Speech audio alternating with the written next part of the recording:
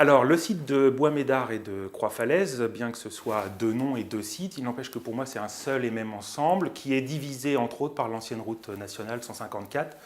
Ça, c'est le premier point. Le deuxième point, c'est qu'on a un paysage magnifique, complètement ouvert sur la partie nord, qui est le plateau Beauceron, avec tout ce qu'on connaît, c'est-à-dire la ligne d'horizon, avec les éléments qui sont accrochés dessus.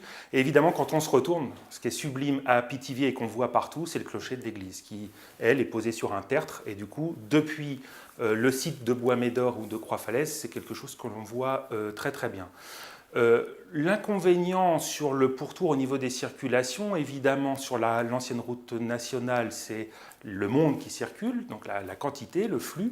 Mais je dirais aussi un autre élément qui nous a choqué, c'est le carrefour d'accroche au niveau des rues justement de Montcharville, la route nationale, la route de Puiseaux, où là on a un carrefour extrêmement dangereux, qui n'est pas structurant, qui pour moi n'apporte pas une ouverture et une vraie porte au niveau de l'urbanisation de Pithiviers. Et donc dans ce secteur-là, il nous semblait intéressant de pouvoir marquer quelque chose. L'autre élément extrêmement important, c'est que sur ce site doit s'implanter un collège avec une emprise de 5 hectares, donc ça évidemment il faut pouvoir la situer. Et puis un autre élément beaucoup plus écologique et plus terre à terre et extrêmement important dans notre équipe, c'est le respect du périmètre de captage des eaux potables, puisqu'on a un périmètre qui impacte le site. Et du coup, ça veut dire qu'on a une gestion de l'eau pluviale qui forcément ne sera pas ce qu'on fait d'habitude par système de nous sur la totalité du site, parce que là, ça ne fonctionnera pas. Et dernier point, écologiquement, un autre support sur lequel on peut vraiment prendre appui, c'est également la haie, qui est classée d'ailleurs au PLU, en réserve écologique, le long de la ligne de chemin de fer. Ça, c'est quelque chose qui, pour nous, dans la philosophie, était extrêmement important pour pouvoir le dérouler sur l'ensemble du projet.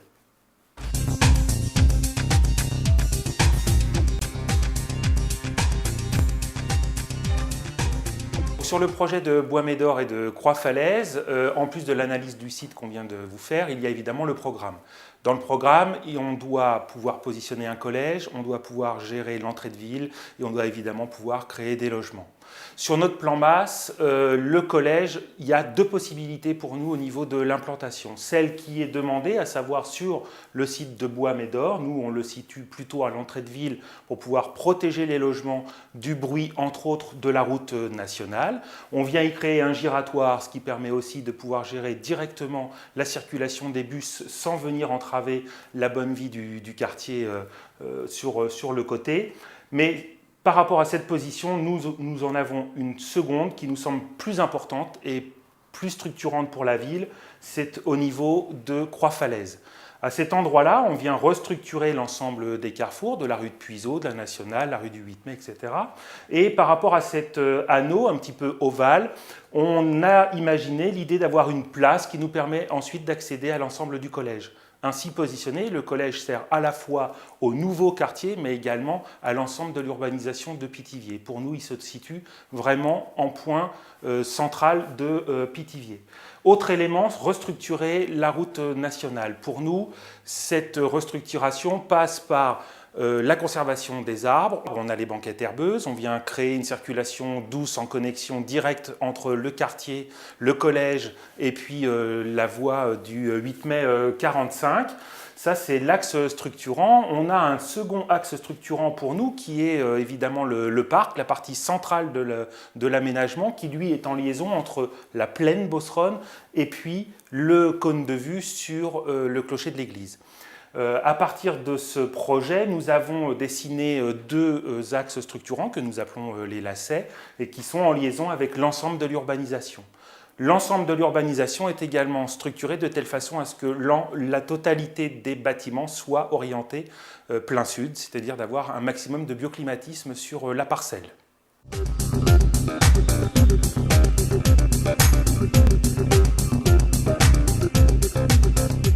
Donc le point fort de notre projet, c'est évidemment le parc, sur lequel tout le monde va pouvoir venir se raccorder avec nos deux axes structurants que nous avons appelés des lacets, qui font le lien entre l'urbanisation, l'église et le reste de l'urbanisation de Pithiviers, et la plaine Beauceron. Voilà pourquoi on les a appelés les lacets, pour nous c'est le lien. À partir de là viennent se greffer des jardins familiaux, des vergers, des aires de jeu, des bosquets, des prairies pour que les enfants puissent courir, jouer au ballon, etc. Et que l'ensemble de cet espace soit fédérateur, que tout le monde puisse en profiter, aussi bien les nouveaux habitants que les anciens, ceux qui sont déjà sur Pithiviers.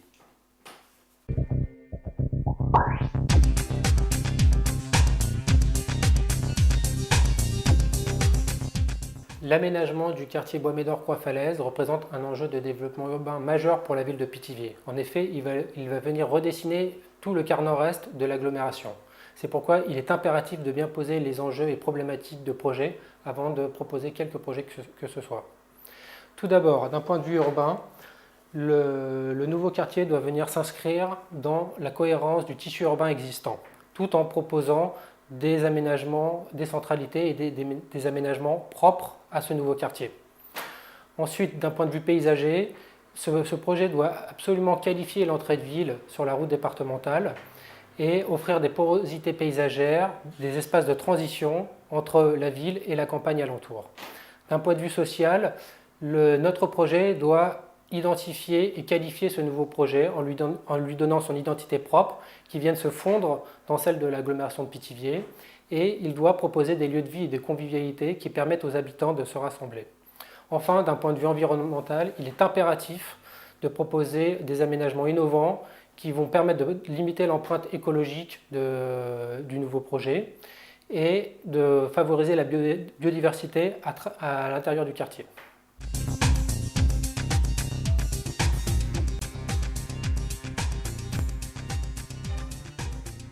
Sur la base des problématiques énoncées précédemment, nous vous proposons, pour le projet de réaménagement de l'écoquartier Bois-Médor-Croix-Falaise, de venir ancrer ce nouveau quartier dans les tissus urbains existants en nous appuyant sur les éléments d'accroche déjà présents.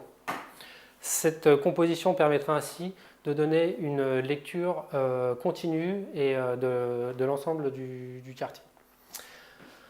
De plus, nous proposons de structurer ce projet selon deux axes de composition majeurs, un axe nord-sud et un axe est-ouest qui vise à structurer et à offrir une armature urbaine et paysagère à ce projet. L'axe nord-sud est une sorte de coulée, une grande coulée verte marquée par un double alignement d'arbres, ouvert aux usagers qui pourront venir y déambuler et à partir de laquelle, de tout point, on peut voir l'église et le centre-ville de Pithiviers. Ce sera l'axe de composition majeur du projet qui permettra de mettre ce futur écoquartier à proximité du centre-ville. Le deuxième axe de composition est à la fois plus urbain et plus paysager. Il est constitué d'une succession d'espaces de convivialité qui mettent en relation soit les équipements majeurs du quartier, soit les îlots de vie et les cœurs d'îlots et les îlots de vie plus au sud. Ce deuxième axe de composition offrira des espaces de convivialité à thème, le parvis paysager devant le collège, un parvis plus minéral et commercial devant les commerces et un plateau surélevé qui permet de ralentir, inviter à ralentir et qui qualifiera l'entrée de ville. Et des jardins à thème tels que des jardins partagés, des jardins pédagogiques, des vergers partagés qui viendront animer les cœurs d'îlots en partie sud. Ensuite, une trame secondaire plus fine vient mailler ce projet et permet de mettre à proximité l'ensemble des logements de ces lieux de vie. Ce maillage garantit la cohérence du projet et la proximité de tous les logements des espaces de vie. Enfin, nous proposons un traitement de transition sur les abords du projet, soit par des aménagements liés à la gestion des eaux de pluie, comme au nord par exemple, avec une grande zone humide qui fera office de tampon paysager avec la rocade, ou avec des merlons paysagers et des aménagements bocagers en limite de parcelles pour mettre à distance les logements du paysage ouvert des champs alentours.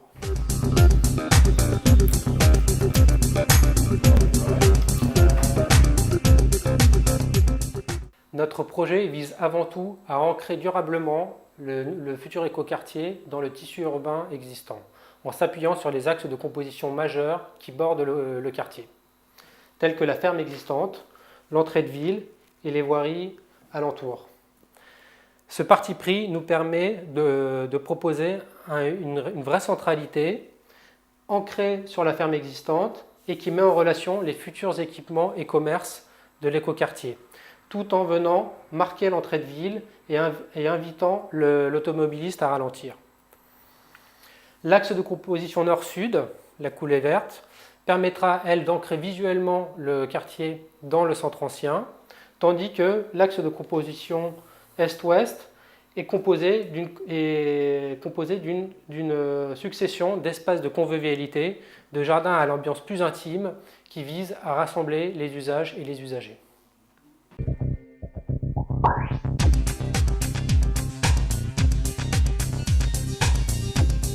Comment imaginer l'extension de Pithiviers dans ce secteur pour de nombreuses années, à peu près une dizaine d'années?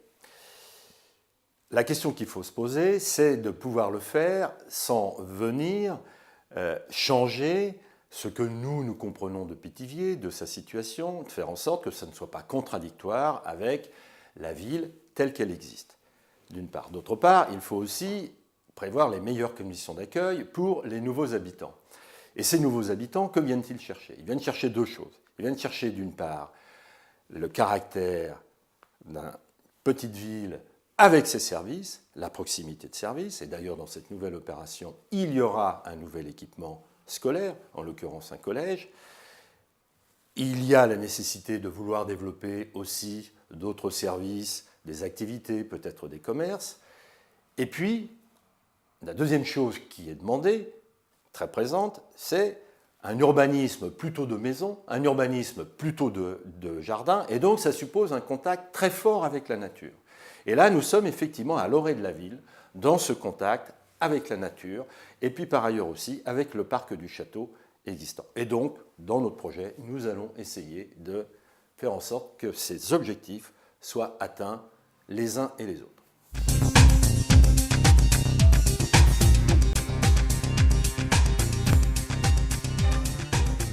Comment s'implanter sur le territoire? Comment faire en sorte que nous soyons accueillis par ce territoire? Pour être accueillis sur le territoire, déjà, il faut le regarder et voir un certain nombre de choses. Il y a une chose évidente, nous sommes à l'orée de la ville, telle qu'elle est. Et nous voyons au loin l'église de Pithiviers, nous voyons aussi la présence du parc, et puis nous voyons évidemment la grande plaine agricole avec ses immenses étendues. Ça, c'est évidemment très visible. Puis il y a des choses qui sont moins visibles. Il faut aller voir les photos aériennes, il faut aller voir des plans, et que voyons-nous? Nous voyons que nous avons la vallée de l'Oeuf qui est à proximité. Nous savons qu'il y a le tracé d'une ancienne voie romaine sur laquelle nous allons pouvoir nous appuyer, autant la récupérer, d'une part, puisqu'elle est là, et puis d'autre part, parce que, sait-on jamais, il peut y avoir des vestiges intéressants, et donc il est important de faire en sorte qu'on les dégage. Et puis il y avait anciennement un axe du château, qui était perpendiculaire au mur de clôture actuel du château. Eh bien, essayons d'associer tout ça avec les volontés qu'on évoquait tout à l'heure. D'abord, nous allons avoir ce grand mouvement, depuis la vallée de l'Oeuf, au sud, jusqu'au nord, aller chercher la ferme qui est de l'autre côté de la rocade. Et ça, nous allons dire que c'est un corridor écologique, une coulée verte, si vous voulez. Et puis en même temps, ce corridor écologique, cette coulée verte va nous permettre de faire une multitude de choses, telles que venir brancher un large tapis vert qui va en direction du château et de sa masse boisée, faire en sorte qu'il va être accueillant au cheminement cycliste, faire en sorte qu'évidemment c'est là que ça va être boisé, faire en sorte que, comme ce cheminement évidemment vient s'infiltrer entre les parcelles et profite de certaines irrégularités, eh bien nous allons avoir des élargissements. Et dans ces élargissements, nous allons pouvoir mettre des jeux, par exemple, ou des tables de pique-nique. Nous allons pouvoir aussi récupérer l'eau, c'est très important. La gestion de l'eau va se faire quelque part par là. Et puis en même temps, elle va nous permettre de décrire des espaces très différents. Pouvoir travailler sur la lisière, parce que des pavillons ou des maisons qui viennent se poser directement aux limites des champs, c'est un peu brutal. Eh bien, nous pensons que justement dans cette épaisseur, eh bien, on va pouvoir faire dans la limite avec les champs, des jardins, des petits potagers s'il le faut, ou d'autres choses, des jeux. Et puis ça va s'infiltrer, toujours. Ce corridor écologique, cette coulée verte, vient s'infiltrer dans les zones habitées. C'est par exemple ce que nous voyons ici sur cette image. Ça, c'est donc une priorité. Priorité, ce corridor écologique, c'est lui qui structure la totalité du projet. Bien sûr qu'il faut desservir avec les voitures, bien sûr qu'il faut aller en profondeur chercher toutes les maisons. Eh bien, pour cela, nous avons une voie principale qui s'appelle la serpente. Et le fait que justement, la serpente, qu'elle aussi soit régulière, nous allons aussi retrouver un certain nombre d'espaces un petit peu particuliers. Et pour finir, il faut absolument s'ouvrir sur le paysage, sur le contact. Il faut être en contact avec ce qui nous environne. Et donc, à chaque fois, que ce soit à l'ouest, que ce soit à l'est, soit nous ouvrons sur les grands champs, soit nous ouvrons par exemple ici sur le stade, où nous allons sur les zones, enfin sur le stade, oui, les terrains de sport, où nous allons sur des zones déjà construites. Eh bien, nous allons faire en sorte que, à chaque fois, nous ne venions pas buter en impasse, mais que la disposition de l'ensemble soit va accueillir un espace vert, un espace convivial plus ou moins important, soit éventuellement par un simple élargissement, eh bien, nous venons capter ce qui nous est déjà donné. Et donc, ne pas être, si je puis dire, au dos, ne pas faire en sorte que l'on se retourne et que l'on vive que pour soi-même et que l'on vive avec les autres.